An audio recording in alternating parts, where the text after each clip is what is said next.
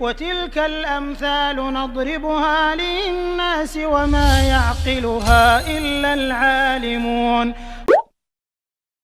Yuk ikut donasi dakwah, mari ambil bagian dalam mendukung dakwah pemuda Syabab. Donasi bisa disalurkan ke rekening berikut.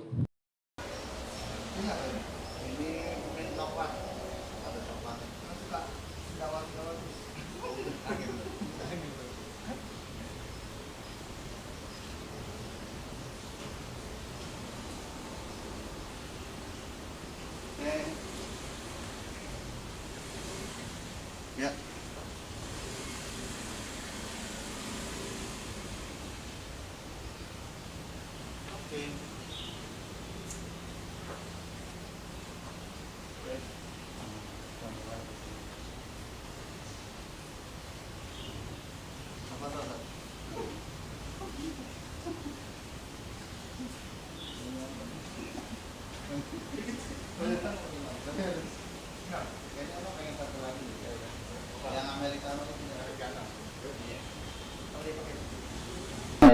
Tanya aja nih aja kalau ditanya batal enggak ngerti juga di ini udah jadi ya ini tuh bodoh amat tuh rata-rata dikasih orang mah nggak pernah beli emang kan?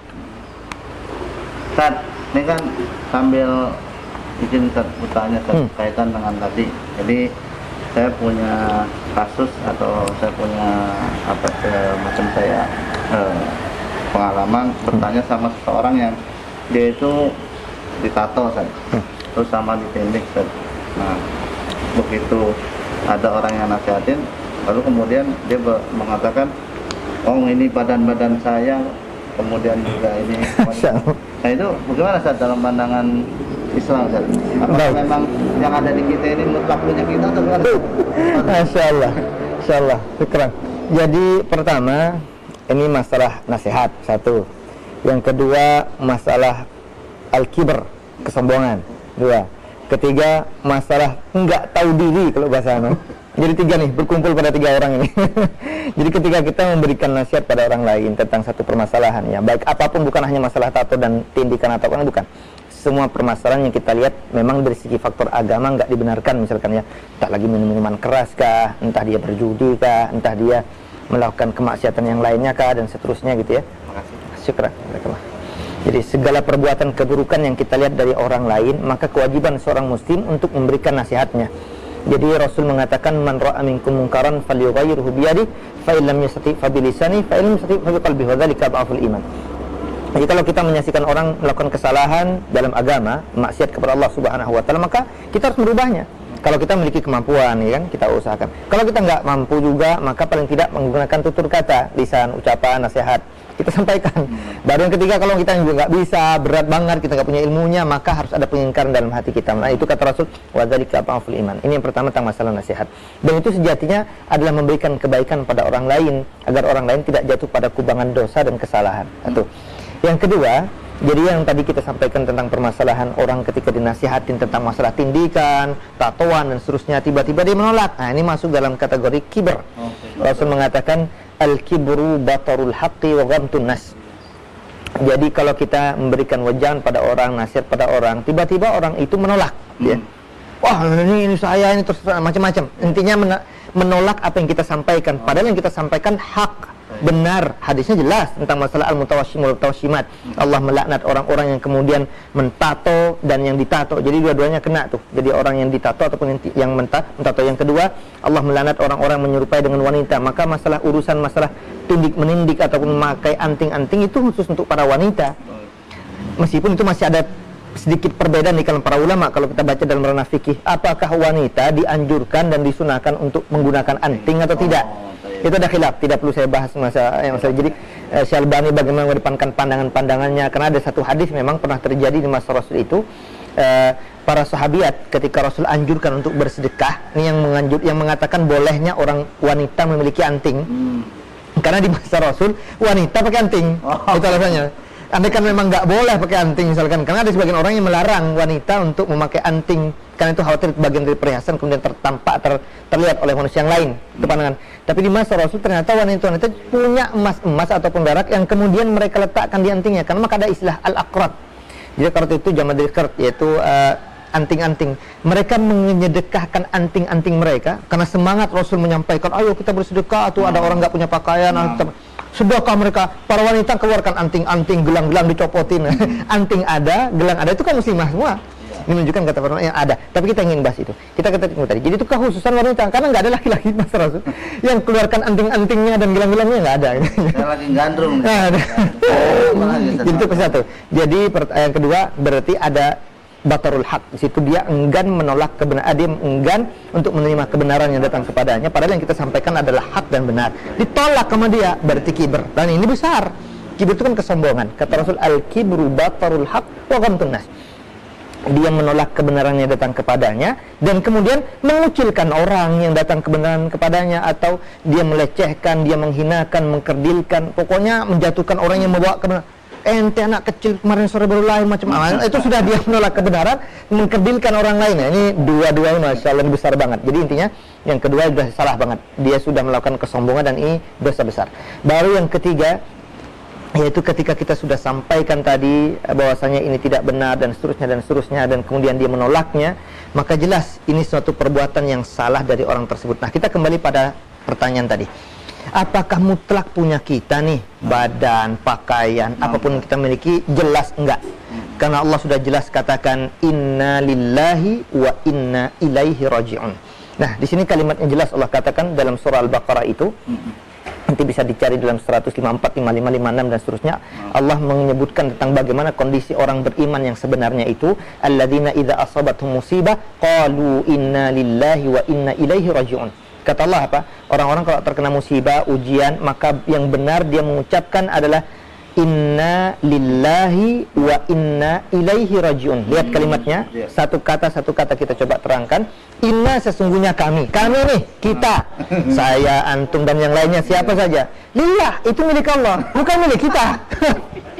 Nah, sekarang pertanyaan kita tambah lagi. Kalau kitanya saja milik Allah, berarti yang sedang kita miliki milik siapa? Milik Allah lebih-lebih. Gitu. Logika dulu, ini kalau kita dengan Tuhan ya, dengan Allah. Dulu juga sama. Ada tuan, majikan, bukan sekarang kan mungkin majikan dengan pembantu. Kalau dulu bukan, masih ada tuan dengan budak. Jadi kalau budak itu milik tuannya, maka semua apapun yang dimiliki budak itu milik tuannya. Termasuk badan. Otomatis, maka terserah tuannya mau diapain. Cuma kan nanti akan diminta pertanggungjawaban oleh Allah, diapain tuh budak. Makanya Rasul katakan di antara dosa besar, kalau ada budak lari dari tuannya. Meskipun didolimin, dia nggak boleh lari tetap. Jadi budak itu karena itu milik tuannya. Itu manusia dengan manusia, itu dulu, tapi kan sudah mulai diusahakan untuk dihapus hukum ini. Nah, kita kembali ke tadi. Apalagi kita dengan Tuhan. Jadi jelas ini bukan mutlak milik kita, karena Allah tegas dengan mengatakan inna lillah, kitanya aja milik Allah, apalagi minuman yang sedang kita minum, pakaian kita pakai, kendaraan yang kita naikin, kita tunggangi, itu dan semua itu milik Allah Subhanahu wa taala.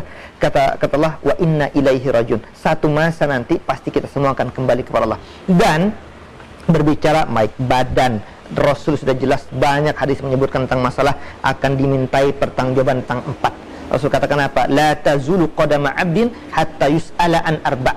Tidaklah terjatuh dan tergelincir kedua kaki seorang hamba sampai dia akan ditanyakan tentang 4 hal. Nah, disebutkan di situ salah satu 4 hal tadi adalah fima ablah, yaitu an jasadi fima ablah, tentang fisiknya, jasadnya.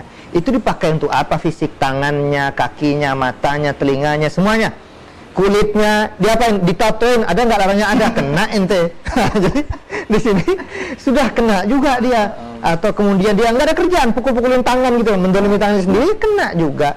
Ini juga termasuk di antara ditindikin. Sakit nggak gara-gara tindik? Sakit, meskipun banyak juga cara ya, katanya pakai pakai sesuatu, atau pakai, kalau dulu orang-orang pakai es batu itu tempelkan di sini. Tapi itu semua bios lah. Itu semua kezaliman yang dilakukan oleh seorang manusia kepada badan dan fisiknya, dan itu akan dimintai pertanggungjawaban oleh Allah Subhanahu kelak dia. Kalau nggak bertaubat. Tapi kalau taubat enggak dong. Ini kan kita kalau nggak bertaubat. Kalau bertaubat insya Allah Allah ampuni. Jadi 4 diantaranya itu. Belum lagi harta, belum kenikmatan, semuanya ditanya. Tentang ilmu seorang alim juga demikian, bukan hanya orang goblok aja yang tanya kelak di akhir. Orang alim juga ditanya oleh Allah dengan keilmuannya, kira-kira diamalkan apa enggak, kata Allah. An ilmihi fi mada amila bihi, kata Rasul, tentang ilmunya dipakai dan digunakan untuk apa? Apa cuma hanya untuk wanipiro atau gimana? Ini akan minta pertanggungjawaban oleh Allah semua. Dahsyat, semuanya milik Allah dan kita akan minta pertanggungjawaban oleh Allah Subhanahu wa taala. Jadi enggak lantas kemudian ini tangan-tangan saya, ini mulut-mulut saya, ini enggak begitu. Karena kita juga sebelum kita hadir dan lahir itu kita datang dari mana? Dari orang tua. Orang tua datang terus sampai puncaknya Nabi Adam. Adam dari mana? Allah ciptakan dari tanah. Jadi semuanya Allah yang ciptakan. Lebih-lebih kita bukan makhluk yang besar, bukan makhluk yang hebat. Kita ni kerdil, nggak bisa apa-apa. Allah katakan, "Waladhi khalaqakum min dha'fin, tsumma ja'ala min ba'di dha'fin quwwah, tsumma min ba'di quwwatin dha'fan wa syaibah." Kata Allah Subhanahu wa taala, Allah yang menjadikan kalian lemah dalam keadaan lemah. Lahir emang sudah bisa jalan lari-lari main futsal? Nggak bisa. Otomatis masih masih ronta-ronta begini itu orang baru lahir, nggak bisa apa-apa dia. Tiba-tiba Allah kuatkan lagi umur 20, 30, wah main futsal, mau ngapain, semangat. Tapi lah hati-hati kata Allah, nanti akan datang masanya lagi, akan Allah lemahkan lagi dan plus, ada tambahannya tuh plusnya. Tapi ini tergantung, bisa jadi kemuliaan bagi seorang hamba ketika dijadikan sebagai bentuk takarub kepada Allah, yaitu putihnya uban yang ada pada dirinya, tapi dia lakukan dalam perbaikan-kebaikan dan ibadah kepada Allah. Jadi intinya jangan mengatakan mutlak milik aneh semua, enggak. Keliru sekali, jelas. Bingung saat kalau kayak gitu, saya juga iya juga itu. Ada milik-miliknya. Tapi bukan ciptaan Allah. Antar sesama manusia, iya, ini badan kita, ini anak kita, ini harta kita, iya. Tapi kalau dengan urusan dengan Allah, enggak semuanya milik Allah Subhanahu. Ini maksudnya kalau dengan orang, betul. Ini badan anak, bukan, itu badan ente, sahih. Sesama manusia, secara sosial, secara horizontal. Tapi secara vertikal, enggak. Kita semua milik Allah dan kita akan kembali kepada Allah. Itu inti. Jadi itu harus dibedakan tuh sikap kita. Jangan nanti juga begini. Kalau memang kita milik Allah, semua yang ada di milik Allah, ya sudahlah, boleh pakai, terserah kita semuanya. Rumah orang kita tinggalin punya kita, ya kan? Kenapa? Ini kan milik Allah semua. Ini salah juga.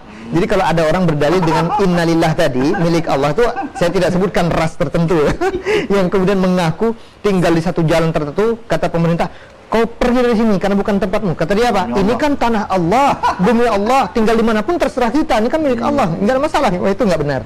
Karena ini berkenaan dengan secara horizontal, enggak, harus ada akuan di situ, ada akuisisi, harus ada milik siapa itu ada.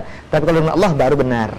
Kita pertanggungjawaban kepada Allah itu jelas semuanya milik Allah, harus dipergunakan dengan baik dan benar. Tapi kalau sama manusia benar, ada pengakuan itu harus ada.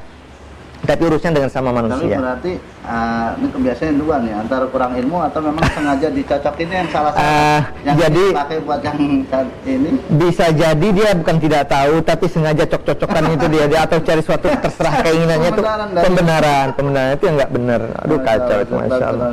Allah, barakallahu fikum.